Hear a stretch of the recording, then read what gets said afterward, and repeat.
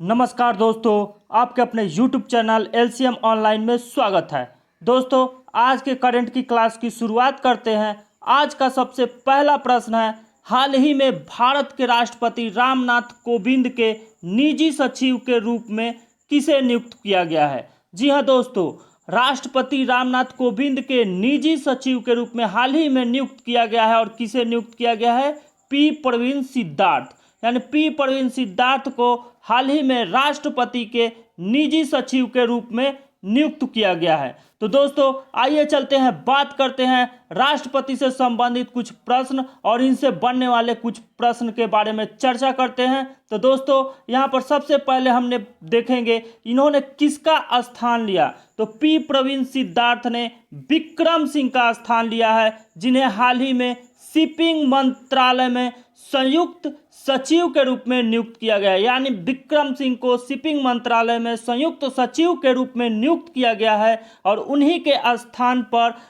P Praveen Siddharth को राष्ट्रपति के निजी सचिव के रूप में नियुक्त किया गया है। तो दोस्तों, आइए चलते हैं, अब थोड़ा सा राष्ट्रपति जी का पोस्टमार्टम करते हैं। यहाँ पर राष्ट्रपति जी से कितने प्रश्न पूछे जा सकते हैं आपके एग्जामों पर जो महत्वपूर्ण होते हैं। तो अगर हम बात करें राष्ट्रपति की, तो राष्ट्रपति रामनाथ कोविंद जी हैं और राष्ट्रपति का निर्वाचन संसद व राज्यों की विधानसभा के निर्वाचित सदस्यों के द्वारा होता है। यानी संसद और राज्यों के विधानसभा के निर्वाचित सदस्यों से राष्ट्रपति का चुनाव होता है। राष्ट्रपति का शपथ भारत का मुख्य न्यायमूर्ति दिलाते हैं, यानी भारत के मुख्य न्यायमूर्ति राष्ट्रपति के शपथ दिलाते हैं। राष्ट्रपति का कार्यकाल 5 वर्षों का होता है और यह त्यागपत्र उपराष्ट्रपति को देते हैं। यानी राष्ट्रपति अपना त्यागपत्र उपराष्ट्रपति को देता है और उपराष्ट्रपति अपना त्यागपत्र राष्ट्रपति को देता है। तो दोस्तों, आइए चलते हैं, अब अपने देखते हैं कुछ और पॉइंट इससे बन सकते हैं। तो अगला पॉइंट है शक्ति। जो राष्ट्रपति की शक्ति होती है वो संघ की कार्यपालिका में शक्ति को धारण करता है, यानी कार्यपालिका की में ही निहित होती है। जो राष्ट्रपति की शक्ति होती है वो कहाँ निहित होती है? संघ की कार्यपालिका में ही नियुक्त होती है।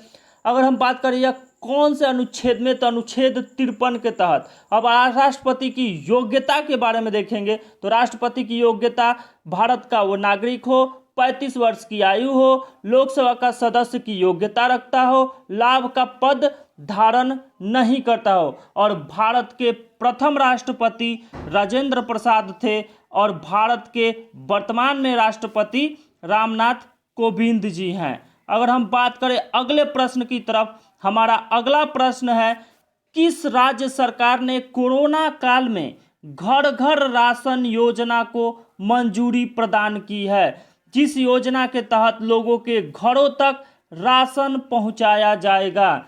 तो घर घर राशन योजना की शुरुआत हाल ही में दिल्ली की सरकार के द्वारा, यानी दिल्ली के मुख्यमंत्री अरविंद केजरीवाल जी ने घर घर राशन योजना की मंजूरी प्रदान की है। तो दोस्तों, आइए चलते हैं, अब इनसे बनने वाले कुछ महत्वपूर्ण प्रश्नों की चर्चा करेंगे हम। तो देखिए, यहाँ पर इस योजना के तहत गरीब लोगों को राशन की दुकान पर नहीं आना पड़ेगा, वह राशन घरों तक पहुँचाया जाएगा।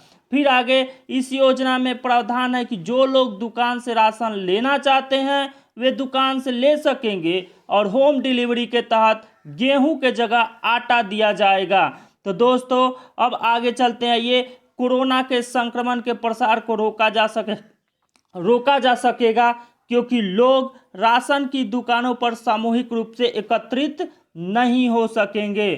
तो दोस्तों, चलते हैं हम अपने अगले प्रश्न की तरफ। हमारा अगला प्रश्न है भारत में किस दिन से उपभोक्ता संरक्षण अधिनियम 2019 को लागू कर दिया गया है? दोस्तों, ये प्रश्न आपके एग्जाम में बहुत ही महत्वपूर्ण है और ये बार बार पूछा जाएगा। जो भी एग्जाम होगा आने वाले दिनों में उन सारे एग्जामों में पूछे जाएंगे ये प्रश्न कि भारत में किस दिन से उपभोक्ता संरक्षण अधिनियम 2019 को लागू कर दिया गया है?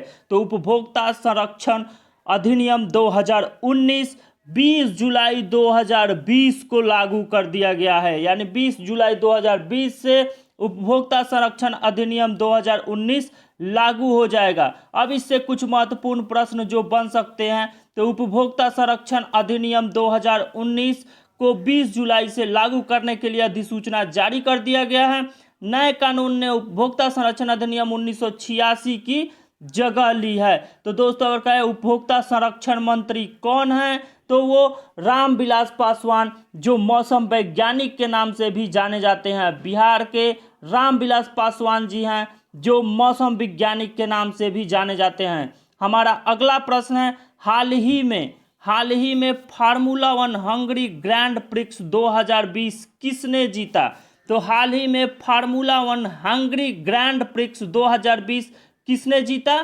तो लुइस हैमिल्टन, जो कि अब बुडापेस्ट में 8वीं बार हंगरी ग्रांड प्रिक्स जीतकर माइकल शूमाकर का किसी एक ट्रैक पर सर्वाधिक जीत का रिकॉर्ड को तोड़ दिया है। तो दोस्तों अगर आपसे प्रश्न पूछे फार्मूला 1 हंगरी ग्रैंड प्रिक्स 2020 किसने जीता, तो लुइस हैमिल्टन ने। अब देखिए यहाँ से कुछ महत्वपूर्ण प्रश्न बन के निकलेंगे जो आपके एग्जामों में हो सकता है कि पूछे जा सकते हैं। तो अगर बात करें कि दूसरे स्थान पर कौन रहा, तो फार्मूला 1 ग्रैंड प्रिक्स में दूसरे स्थान पर मैक्स वर्स्टापेन रहे थे, जबकि यह लुइस हैमिल्टन का 86वां जीत है।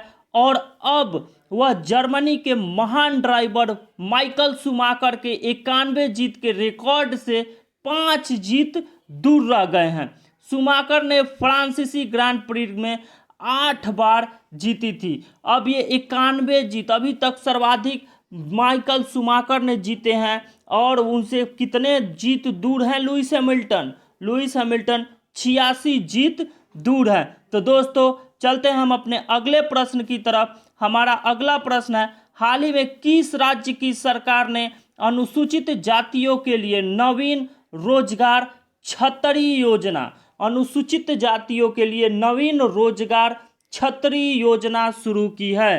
तो छतरी योजना हाल ही में किस राज्य की सरकार के द्वारा? उत्तर प्रदेश राज्य की सरकार के द्वारा हाल ही में छतरी योजना की शुरुआत की गई है दोस्तों। तो छतरी योजना उत्तर प्रदेश की राज्य सरकार के द्वारा शुरू की गई है। अगर हम बात करें इस छतरी योजना की, तो ये जो छतरी योजना है उत्तर प्रदेश सरकार ने हाल ही में अनुसूचित जाति के गरीब व्यक्तियों के सर्वांगीण विकास के लिए नवीन रोजगार छतरी योजना को शुरुआत की है। ये दोस्तों ये छतरी योजना का शुभारंभ मुख्यमंत्री योगी आदित्यनाथ ने कहा कि आर्थिक समानता की सामाजिक समानता है, आर्थिक समानता ही सामाजिक समानता का आधार बनती है। विस्थापित व बेरोजगार हुए अनुसूचित जाति के 7.5 लाख परिवारों को नवीन रोजगार छतरी योजना के तहत आर्थिक सहायता प्रदान करने का लक्ष्य रखा गया है। तो दोस्तों यदि अगर आपसे प्रश्न पूछे उत्तर प्रदेश के मुख्यमंत्री कौन है, तो उत्तर प्रदेश के मुख्यमंत्री योगी आदित्यनाथ जी हैं। अगला प्रश्न है हमारा अगला प्रश्न है, हाल ही में the Tangsa an enthusiastic study of the critically endangered group of Arunachal Pradesh नामक पुस्तक का विमोचन किसके द्वारा किया गया? तो दोस्तों an ethnolinguistic study of the critically endangered group of Arunachal Pradesh नामक पुस्तक का विमोचन पेमा खांडू के द्वारा किया गया। दोस्तों पेमा खांडू अरुणाचल प्रदेश के मुख्यमंत्री हैं और अरुणाचल प्रदेश के मुख्यमंत्री के द्वारा इस पुस्तक का विमोचन किया गया। अगर हम बात करें अरुणाचल प्रदेश की, तो अरुणाचल प्रदेश के मुख्यमंत्री पेमा खांडू द्वारा the Tangsa and enthusiastic study for the critically endangered group of Arunachal Pradesh नामक पुस्तक का विमोचन किया गया। यह पुस्तक अरुणाचल प्रदेश की विलुप्त होता समुदाय की भाषा टंगम्स पर आधारित है, जो अरुणाचल प्रदेश के ऊपरी सियांग जिले के कोकिंग गांव में रहते हैं। यह पुस्तक नई दिल्ली के लुप्तप्राय भाषाओं के केंद्र राजीव गांधी विश्वविद्यालय और हिमालयन पब्लिशर्स द्वारा प्रकाशित किया गया। लुप्तप्राय भाषाओं का केंद्र विश्वविद्यालय अनुदान आयोग प्रायोजित केंद्र है। तो दोस्तों अब यदि आपसे प्रश्न पूछे अरुणाचल प्रदेश की राजधानी कहाँ है, तो अरुणाचल प्रदेश की राजधानी ईटानगर में है। और अरुणाचल प्रदेश में प्रमुख नदी का प्रवेश होता है जो ब्रह्मपुत्र नदी, यानी ब्रह्मपुत्र नदी अरुणाचल प्रदेश के यांग्याप दर्रे से भारत में ही प्रवेश करती है। हम चलते हैं अब अगले प्रश्न की तरफ। हमारा अगला प्रश्न है, वायरस संक्रमण के प्रसार को रोकने के प्रयास में भारतीय रेलवे द्वारा विकसित किए गए रेलवे कोच का क्या नाम है। तो वायरस संक्रमण के प्रसार को रोकने के लिए प्रयास में भारतीय रेलवे द्वारा विकसित किए गए रेलवे कोच का क्या नाम है। तो उस रेलवे कोच का नाम है post Covid coach. Post Covid coach. यदि आपसे कहे पोस्ट कोविड कोच क्या है, तो पोस्ट कोविड कोच भारतीय रेलवे द्वारा विकसित किए गए रेलवे कोच का नाम है। तो दोस्तों आइए चलते हैं, अगर हम बात करें इस पोस्ट कोविड कोच के बारे में, तो पोस्ट कोविड कोच जो भारतीय रेलवे ने कोरोना काल में यात्रियों को संक्रमण से बचने के लिए पोस्ट कोविड कोच तैयार किया है, यह कपूरथला की रेल फैक्ट्री में बनाए गए हैं। तो दोस्तों कहे पोस्ट कोविड कोच किस फैक्ट्री में बनाए गए हैं, तो कपूरथला की रेल फैक्ट्री में बनाए गए हैं। और पोस्ट कोविड कोच में copper coated handle, plasma air purifier व टाइटेनियम डाइऑक्साइड कोटिंग वाली सीटों के साथ ही पैरों से संचालित होने वाली विभिन्न सुविधाएं दी गई हैं। तो दोस्तों अगर भारतीय रेलवे की बात करें, तो भारतीय रेलवे सबसे पहली बार 1853 ईस्वी में चलाया गया था लॉर्ड डलहौजी के शासनकाल में, जबकि रेलवे की रूपरेखा तैयार करने के लिए लॉर्ड हार्डिंग ने दिया था। यानी कि भारत में सबसे पहली रेल मुंबई से थाने के बीच 1853 ईस्वी में 34 किलोमीटर तक चली थी। तो दोस्तों आइए चलते हैं हम अपने अगले प्रश्न की तरफ। हमारा अगला प्रश्न है, केंद्रीय मानव संसाधन विकास मंत्रालय ने डिजिटल शिक्षा के लिए प्रज्ञाता दिशा निर्देश जारी किए, जिसमें जी का अर्थ क्या है। जो ये प्रज्ञाता दिशा निर्देश जारी किया गया है केंद्रीय मानव संसाधन विकास मंत्रालय ने, और किसके लिए, डिजिटल शिक्षा के प्रसार के लिए, जिसमें जी का अर्थ क्या है। तो दोस्तों जी का अर्थ होता है गाइड। जी का अर्थ क्या होता है, जी का अर्थ होता है गाइड। जी का अर्थ क्या होता है, गाइड। अब हम देख लेंगे प्रत्येक शब्द, यानी पी का अर्थ क्या होता है, आर का अर्थ क्या होता है, ए का अर्थ क्या होता है। अब हम देखेंगे, अब इनको पूरी तरह से देख लेंगे कि क्या क्या प्रश्न इनसे पूछे जा सकते हैं आपके एग्जामों में। तो देखिए इससे रिलेटेड सबसे पहले यही प्रश्न पूछा जाएगा कि जो ये प्रज्ञाता दिशा निर्देश जारी किया गया किस मंत्रालय के द्वारा, तो केंद्रीय मानव संसाधन और विकास मंत्रालय के द्वारा। तो केंद्रीय मानव संसाधन और विकास मंत्रालय किसके पास है, तो ये केंद्रीय मानव संसाधन और विकास मंत्रालय रमेश पोखरियाल निशंक के पास है। अगर कहे प्रज्ञाता दिशा निर्देश डिजिटल शिक्षा या ऑनलाइन शिक्षा पर केंद्रित है, यह मुख्य रूप से उन छात्रों की मदद करेगा जो वर्तमान में लॉकडाउन के कारण घर पर हैं। दिशा निर्देशों में ऑनलाइन सीखने के 8 चरण शामिल हैं, यानी दिशा निर्देशों में ये 8 चरण शामिल किए गए हैं ऑनलाइन सीखने में, जिससे पी का अर्थ होता है प्लान, आर का अर्थ होता है रिव्यू, जी का अर्थ होता है गाइड, ए का ऑरेंज, फिर talk, assign, track and appreciate है। ये पूरा डिफाइन करता है प्रज्ञाता शब्द को। तो अगर हम कहें इसका महत्व क्या है, तो कोविड-19 महामारी ने स्कूलों को बंद कर दिया है।